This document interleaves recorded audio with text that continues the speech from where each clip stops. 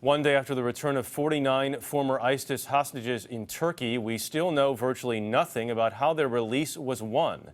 And that raises questions about the drastically different strategies countries use in hostage negotiations.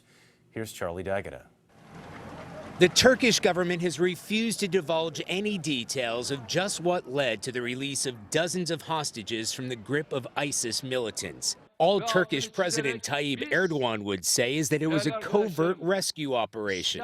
But Andrew Tabler of the Washington Institute for Near East Policy said there has to be more to it than that. I think we're probably looking at some kind of trade, some kind of swap for something that ISIS wanted, others that perhaps the Turkish government held.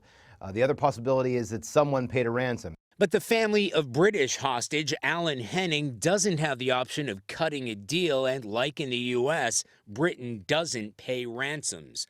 All his wife could do was issue a direct plea to his captors in a written statement begging the people of the Islamic State to see in their hearts to release my husband. She described him as a peaceful, selfless man. The father of two was abducted last December after crossing into Syria to deliver food and water to those in need.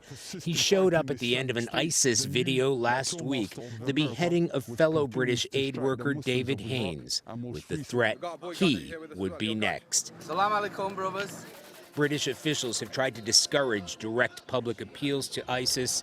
Loved ones of British hostages share some of the same frustrations of the family of executed U.S. journalist James Foley, whose mother complained the U.S. government had not done enough for her son, that the family could not raise a ransom and could not appeal to the media. Henning's wife has little choice now. She said the militants have ignored her messages, but prayed they would listen before it's too late. Charlie D'Agata, CBS News, London.